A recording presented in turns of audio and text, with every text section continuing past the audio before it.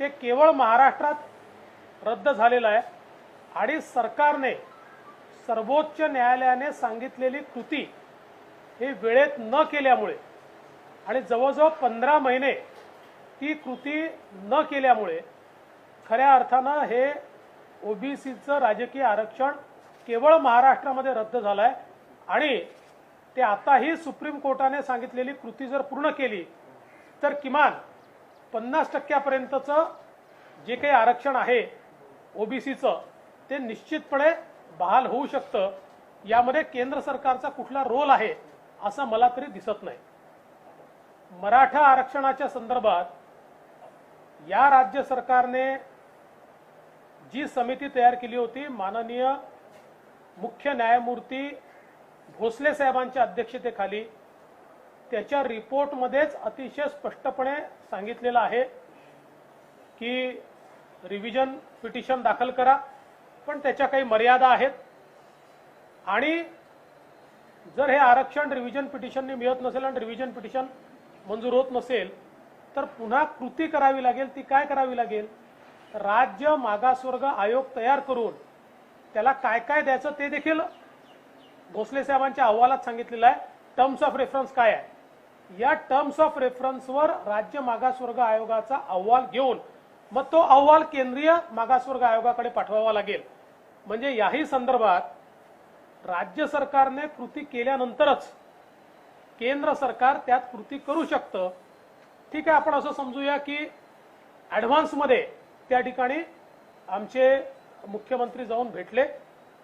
फक्त माझी एवढीच विनंती आहे की ही सगळी कृती न करता भेटून काहीही फायदा होणार नाहीये, हे त्या अहवालातही स्पष्टपणे आलेलं आहे। त्यामुळे ही कृती आपण केलीच पाहिजे अशा प्रकारचं आमचं मत आहे। पदोन्नतीच्या आरक्षणाचा जो मुद्दा आहे याही संदर्भात इथे राज्य सरकारने GR बदललाय। त्याची सुप्रीम कोर्टात जी लढाई चाललेली आहे त्यात केंद्र सरकारने ही पॉझिटिव्ह भूमिका घेतलेली आहे, त्या काळात आमच्याही सरकारने पॉझिटिव्ह भूमिका घेतली आहे। आत्ता महाराष्ट्रात हा प्रश्न का उद्भवला तर एक जो GR होता की ज्या GR मुळे प्रोटेक्शन होतं तो GR स्थगित केल्यामुळे हा मुद्दा उचललेला आहे किंवा समोर आलेला आहे। त्यामुळे याचा तसा केंद्राशी थेट संबंध मला दिसत नाही। मेट्रो कारशेडचा मुद्दा आहे, खरा आहे, इथल्या सरकारने तयार केला, पण केंद्रासोबत बसून तो जर निपटत असेल तर अतिशय चांगली गोष्ट आहे। मेट्रो तात्काळ झाली पाहिजे असं आमचं मत आहे आणि आता खरं म्हणजे त्याच्यामध्ये न्यायालयामध्ये थर्ड पार्टी इंटरेस्ट आहे आणि त्यामुळे त्यातनं कसा मार्ग निघणार आहे मला माहिती नाही, पण तो निघाला तर आम्हाला अतिशय आनंद होईल। GSTच्या संदर्भात केंद्र सरकारने मागील वर्षीचाही परतावा दिलाय, या वर्षीचाही परतावा केंद्र सरकार देतच आहे। केंद्र सरकारने आत्ताच स्वतः कर्ज काढून सगळ्या राज्यांना महाराष्ट्रासहित परतावा देणं सुरू केलाय, पण तरी मला असं वाटतं की ठीक आहे, एक तो विषय त्या ठिकाणी उपस्थित झाला आहे। पीक विम्याच्या संदर्भातल्या अटी शर्तीचं सुलभीकरण केंद्राने केवळ ढोबळ निकष दिले, त्याच्या अटी शर्ती ठरवून टेंडर हे महाराष्ट्र सरकार काढतं आणि आमच्या काळामध्ये हे टेंडर काढल्यानंतर आम्ही 5-5 हजार कोटी रुपये पीक विमा हा मिळवून दिलेला आहे आणि आता मात्र तो 700 आणि 800 कोटी रुपये मिळतोय आणि म्हणून याही संदर्भात मला असं वाटतं राज्य सरकारने आपली कृती करण्याची आवश्यकता आहे। बल्क ड्रग पार्क ही जी मागणी आहे ती अतिशय चांगली आहे आणि त्याचं मी देखील स्वागत करतो आणि जरूर हा बल्क ड्रग पार्क जो आहे तो महाराष्ट्रात सुरू व्हावा याकरता आम्ही देखील जो पाठपुरावा आहे तो निश्चितपणे करू, कारण आपल्या लक्षात आलंय की यावेळी आपली क्षमता देशामध्ये ही वेगवेगळे ड्रग्स तयार करायची होती, पण त्याचे मॉलिक्युल्स किंवा त्याचं रॉ मटेरियल जे बल्क ड्रग पार्कमध्ये तयार होतं ते आपल्याकडे नसल्यामुळे बऱ्याच अडचणींचा रेमडेसिवीर सारखा असेल किंवा एम्फोटेरेसिन B असेल याचं बल्क ड्रग आपल्याकडे नसल्यामुळे ज्या अडचणी झाल्या त्यातनं ही एक अतिशय चांगली मागणी या ठिकाणी आहे। चक्रीवादळाच्या संदर्भातली मदत ती केंद्र सरकार निश्चितपणे देईल। 14व्या वित्त आयोगातला निधी आपल्याला मिळतोच आहे। मराठी भाषेला अभिजात भाषेचा दर्जा एक चांगली मागणी आहे, आमचं पूर्ण समर्थन आहे। त्याच्यामध्ये कोर्टाची केस होती ती आता संपलेली आहे। आता मला असं वाटतं की त्या संदर्भात कोर्टाने सांगितलेले जे काही निकष आहेत त्या निकषांच्या आधारावर केंद्र सरकारने लवकरात लवकर ही कारवाई पूर्ण करावी आणि मराठी भाषेला अभिजात भाषेचा दर्जा द्यावा अशी आमची देखील या ठिकाणी मागणी आहे.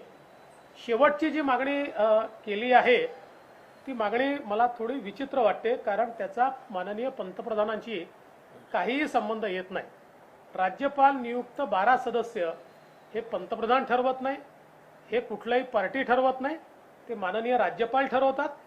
त्यामुळे मला असं वाटतं की त्याची मागणी पंतप्रधानांकडे करणं हे काही योग्य नाही आहे. पण ठीक आहे, आता सरकारला वाटलं आणि त्यांनी ती केली.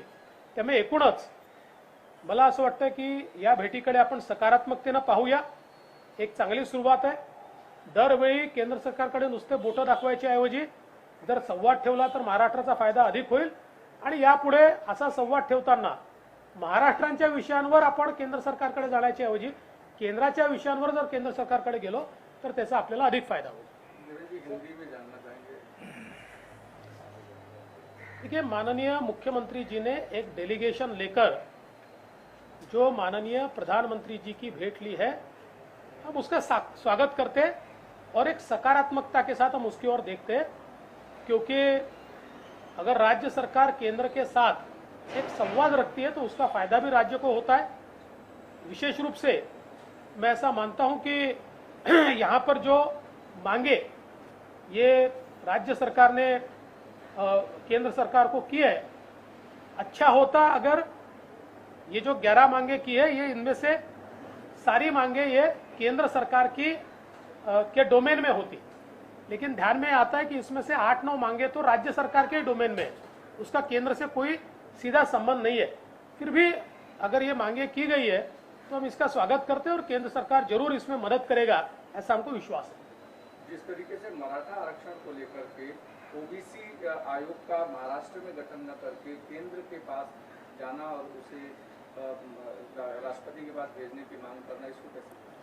देखिए, ओबीसी मराठा आरक्षण के बारे में इसी सरकार ने chief justice, former chief justice Bhosale sahab की एक कमेटी तैयार की थी, जिसमें हमारे पुराने महाअधिवक्ता भी थे और बहुत एमिनेंट लॉयर्स थे. और उन्होंने एक रिपोर्ट दिया है, जिस रिपोर्ट में उन्होंने कहा है कि केंद्र के पास जाने से पहले हमको बैकवर्ड क्लास कमीशन महाराष्ट्र में गठित करना पड़ेगा. उसका उन्होंने टर्म्स ऑफ रेफरेंस दिया है.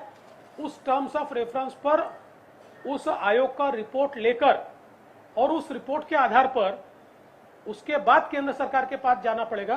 तो वो सारी कार्रवाई को टाइम लगता है. वो कार्रवाई किए बिना अगर केंद्र के पास हम चले भी जाए और केंद्र को ये कहे कि आप कार्रवाई कीजिए, तो हमने कार्रवाई नहीं की तो केंद्र कार्रवाई कैसे करेगा? इसलिए प्रीमैच्योर है. फिर भी ठीक है, वो गए तो हम स्वागत करते हैं. उद्धव ठाकरे आणि नरेंद्र मोदी यांची वैयक्तिक अर्धा तास चर्चा झाली अशी एक माहिती समोर येते आणि त्यात मैत्री राहते असं मुख्यमंत्री म्हणाले. त्या भेटीवर तुम्हाला काय? नाही, मला असं वाटतं चांगली गोष्ट आहे. आणि माझा आतापर्यंतचा अनुभव असा आहे की माननीय पंतप्रधानांकडे कुठलेही डेलिगेशन गेल्यानंतर जेव्हा मुख्यमंत्री अशा प्रकारचं डेलिगेशन घेऊन जातात तर त्या डेलिगेशनच्या भेटीनंतर 1-on-1 अशा प्रकारची मुख्यमंत्री आणि पंतप्रधान बैठक ही नियमित होते. त्यामुळे अशी बैठक झाली तर त्याचा राज्याला फायदाच होईल, राज्याच्या हितातच ही बैठक होईल. त्यामुळे अशी बैठक झाली की नाही मला माहिती नाही, झाली असेल तर त्याचं माझं स्वागत करतो. आमच्यात मैत्री कायम आहे असं पण पत्रकारांशी बोलताना उद्धव ठाकरे असं म्हणाले, जरी आम्ही सत्तेत नसलो तरी आमच्यात मैत्री कायम आहे. नाही, ही अतिशय सकारात्मक स्टेटमेंट आहे. आणि निश्चितपणे मला असं वाटतं की शेवटी माननीय पंतप्रधानांचे हिंदू हृदय सम्राट शिवसेना प्रमुख बाळासाहेब ठाकरेंशी एक वेगळ्या प्रकारचे संबंध राहिले आहेत आणि फार जवळीक देखील राहिली आहे. त्यामुळे ठीक आहे, दोन आता आम्ही देखील हे नेहमीच सांगतो की राजकीय दृष्ट्या आम्ही वेगळे झालो आणि राजकीय दृष्ट्या आम्ही वाटेल तेवढा टोकाला जाऊन संघर्ष करू, पण याचा वैयक्तिक संबंधावर तसा फारसा परिणाम होत नाही. सर, हिंदी में भी शिक्षक पे जानना चाहिए कि जिस बैठक होने की बात आ रही है, किस तरीके से देखते हैं आप उसको? देखिए, व्यक्तिगत बैठक हुई कि नहीं हुई इसकी मुझे जानकारी नहीं है, लेकिन अगर हुई होगी तो उसका महाराष्ट्र को फायदा ही होगा. मैं भी मुख्यमंत्री था, प्रधानमंत्री जी के पास कोई भी मुख्यमंत्री जब डेलीगेशन लेकर जाते हैं तो पहले डेलीगेशन से बात होती है और उसके बाद प्रधानमंत्री जी उन मुख्यमंत्री साहब के साथ 1-on-1 भी हमेशा बात करते हैं.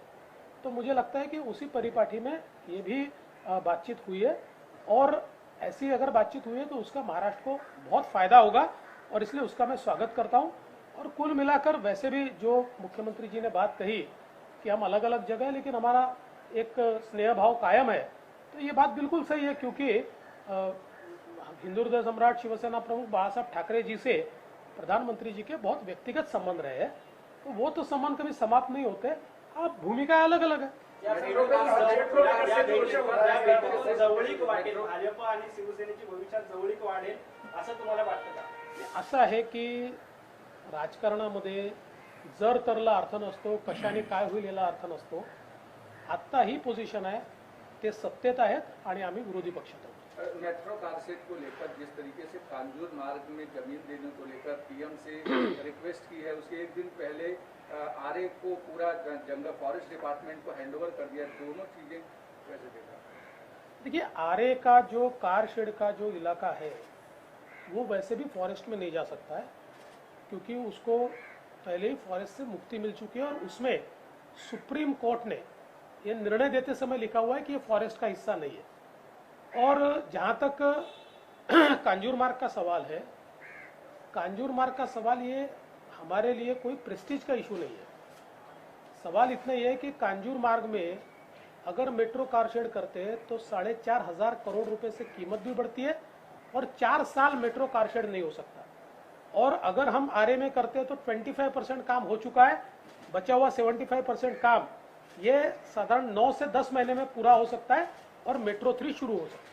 तो प्रश्न असा आहे की ज्या पद्धतीने जे महत्वाचे मुद्दे नसते त्यामध्ये जीएसटी असेल किंवा 12 आमदारांचा प्रश्न मांडला, अनेक असे मुद्दे ते राज्याच्या अखत्यारीत तुम्ही म्हणताय, तर प्रश्न असा आहे की होमवर्क नीट झालं नाही की हेतुपुरस्सर हे मुद्दे पंतप्रधानांच्या भेटीमध्ये घातले गेले? मला असं वाटतं की भेटीनंतर एक 3 पक्षाचं सरकार आहे, आता त्यातल्या 2 पक्षांना तर आणि विशेषतः काँग्रेसला पंतप्रधानांना भेटायचं म्हणजेच त्यांच्यासमोर प्रश्न आहे, कारण त्यांची पार्टी ज्या प्रकारे आता त्यांचं सगळं चाललेलं आहे, तर त्यामुळे मला असं वाटतं की त्यांनी सांगितलं असेल की बाबा पंतप्रधानांना भेटायचं असेल तर असेही काही मुद्दे टाका, आणि म्हणून मला असं वाटतं हे मुद्दे एक पॉलिटिकल संदेश देण्याकरता टाकले।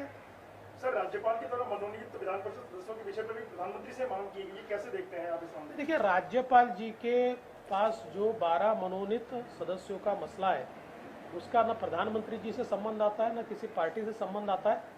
पूरे तरीके से संवैधानिक रूप से राज्यपाल जी का वो अधिकार है और उसको ठीक ढंग से वो ही इस्तेमाल कर सकते हैं, इसलिए इस मांग को प्रधानमंत्री जी के पास रखना मेरे हिसाब से तो कोई उसमें तुक नहीं है। सर, ज्यादातर मुद्दे जो है आपने कहा तो राजनीतिक संदेश देने के लिए थे, तो ये क्यों लगता है आपको ये विषय? नहीं, देखिए, ऐसा है कि मुझे लगता है कि जब प्रधानमंत्री जी के पास जाने की बात आई होगी तो कांग्रेस है, एनसीपी और विशेष रूप से कांग्रेस है, इनको तो कुछ ऐसे मुद्दे निकालने पड़ते हैं कि जो बिल्कुल मतलब एक संदेशा देने वाले मुद्दे, क्योंकि उनकी पार्टी तो प्रधानमंत्री से मिलना ही नहीं चाहती ना। तो मुझे लगता है कि एक पॉलिटिकल संदेश देने के लिए ये सारे मुद्दे रखे हुए हैं।